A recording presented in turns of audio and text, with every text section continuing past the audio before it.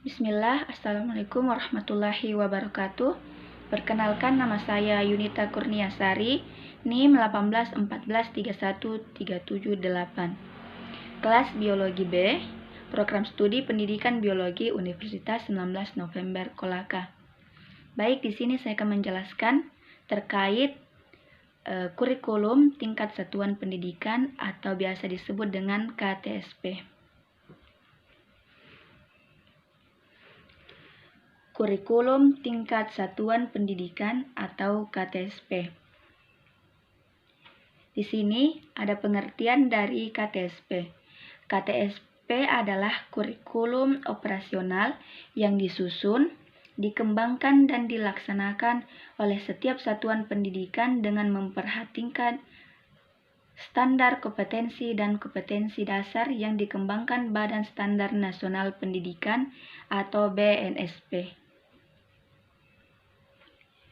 Adapun konsep dasar KTSP, di mana dalam Standar Nasional Pendidikan atau SNP pasal 1 ayat 15 dikemukakan bahwa kurikulum tingkat satuan pendidikan adalah kurikulum operasional yang disusun dan dilaksanakan oleh masing-masing satuan pendidikan dengan memperhatikan dan berdasarkan standar kompetensi serta kompetensi dasar yang dikembangkan oleh Badan Standar Nasional Pendidikan atau BNSP. Selanjutnya ada KTSP yang disusun dan dikembangkan berdasarkan Undang-Undang Nomor 20 Tahun 2003 tentang Sistem Pendidikan Nasional Pasal 36 ayat 1 dan 2 sebagai berikut, di mana yang pertama itu ada pengembangan kurikulum yang dilakukan dengan mengacu pada standar nasional pendidikan untuk mewujudkan tujuan pendidikan nasional.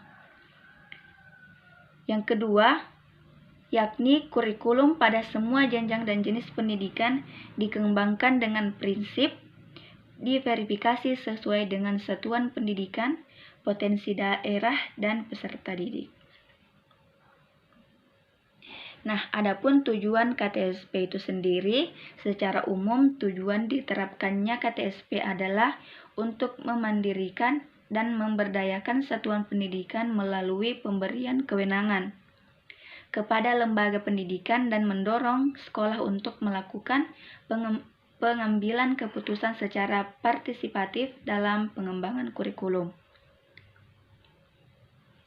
Nah, adapun secara khususnya, tujuan diterapkan KTSP adalah untuk meningkatkan mutu pendidikan melalui kemandirian dan inisiatif sekolah dalam mengembangkan kurikulum, mengelola dan memberdayakan sumber daya yang tersedia. Kemudian yang kedua, meningkatkan kepedulian warga sekolah dan masyarakat dalam mengembangkan kurikulum melalui pengembalian keputusan bersama. Selanjutnya, untuk meningkatkan kompetensi yang sehat antar satuan pendidikan yang akan dicapai. Landasan KTSP di sini ada 5. Yang pertama, Undang-Undang Nomor 20 Tahun 2003 tentang Sistem Pendidikan Nasional. Yang kedua, PP Nomor 19 Tahun 2005 tentang Standar Nasional Pendidikan. Yang ketiga, Permendiknas Nomor 22 Tahun 2006 tentang Standar Isi. Yang keempat, Permendiknas Nomor 23 Tahun 2006 tentang Standar Kompetensi Lulusan. Dan yang terakhir, Permendiknas Nomor 24 Tahun 2006 tentang pelaksanaan Permendiknas Nomor 22 dan 23 Tahun 2006. Nah, di sini ada pun ciri-ciri KTSP itu sendiri. Ciri-cirinya, yang pertama, ada KTSP memberi kebebasan kepada tiap-tiap sekolah untuk menyelenggarakan program pendidikan sesuai dengan kondisi lingkungan sekolah, kemampuan peserta didik, sumber daya yang tersedia, dan keikhlasan daerah. Yang kedua, orang tua dan masyarakat dapat terlibat secara aktif dalam proses pembelajaran. Yang ketiga, guru harus mandiri dan kreatif. Dan yang terakhir di sini, guru diberi kebebasan untuk memanfaatkan berbagai metode pembelajaran. Nah, adapun landasan yuridis kurikulum tingkat satuan pendidikan ini, di mana beberapa landasan atau pertimbangan yuridis yang mendasari kebijakan pelaksanaan kurikulum tingkat satuan pendidikan antara lain, yang pertama, ada Amanah Undang-Undang Nomor 20 Tahun 2003 tentang Sistem Pendidikan Nasional. Yang kedua, Peraturan Pemerintah Nomor 19 Tahun 2005 tentang Standar Nasional Pendidikan atau disingkat SNP. Yang ketiga, ada Peraturan Menteri Pendidikan Nasional Nomor 22 Tahun 2006 tentang standar isi untuk pendidikan dasar dan menengah. Yang keempat, ada Peraturan Menteri Pendidikan Nasional Nomor 23 Tahun 2006 tentang standar kompetensi lulusan untuk satuan pendidikan dasar dan menengah. Yang kelima, Peraturan Menteri Pendidikan Nasional Nomor 24 Tahun 2006 tentang pelaksanaan Peraturan Menteri Pendidikan Nasional Nomor 22 Tahun 2006 tentang standar isi untuk satuan pendidikan dasar dan menengah, dan Peraturan Menteri Pendidikan Nasional Nomor 23 Tahun 2006 tentang standar kompetensi lulusan untuk satuan pendidikan dasar dan menengah.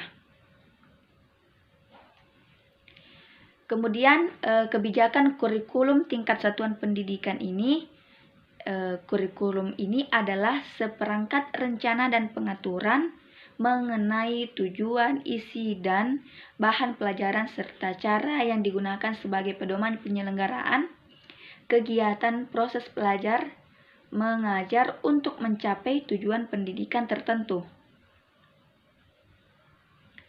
Nah, adapun komponen kurikulum tingkat satuan pendidikan ini berdasarkan ketentuan yang tertuang dalam Peraturan Menteri Pendidikan Nasional Nomor 24 Tahun 2006. Komponen kurikulum tingkat satuan pendidikan meliputi berbagai hal sebagai berikut. Yang pertama itu tujuan pendidikan tingkat satuan pendidikan terbagi menjadi 3. Yang pertama tujuan pendidikan dasar, tujuan pendidikan menengah, dan tujuan pendidikan menengah kejuruan. Kemudian yang terakhir yakni struktur dan muatan tingkat satuan pendidikan. Struktur dan muatan KTSP ini pada jenjang pendidikan dasar dan menengah yang tertuang dalam standar isi meliputi 5 kelompok mata pelajaran sebagai berikut. Yang pertama, ada kelompok mata pelajaran agama dan akhlak mulia. Yang kedua, ada kelompok mata pelajaran kewarganegaraan dan kepribadian. Yang ketiga, ada kelompok mata pelajaran ilmu pengetahuan dan teknologi. Yang ketiga, sekarang yang keempat, kelompok mata pelajaran estetika. Dan yang terakhir itu yakni kelompok mata pelajaran jasmani, olahraga, dan kesehatan.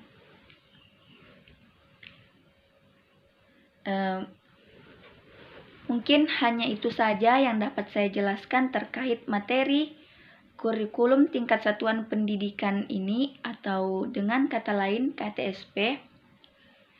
Di antaranya sudah beberapa yang saya jelaskan terkait pengertiannya, konsep dasar KTSP, tujuan KTSP, ciri-ciri KTSP, landasan yuridisnya, kebijakan kurikulum tingkat satuan pendidikan, kemudian yang terakhir yaitu ada komponen kurikulum tingkat satuan pendidikan. Nah, mungkin hanya itu saja yang dapat saya jelaskan. Semoga bermanfaat dan semoga apa yang saya sampaikan bisa dipahami. Mungkin hanya itu saja. Sekian dari saya. Mohon maaf apabila ada salah kata dari ucapan, dari apa yang saya bahas dan jelaskan. Mohon dimaafkan. Sekian, Assalamualaikum warahmatullahi wabarakatuh.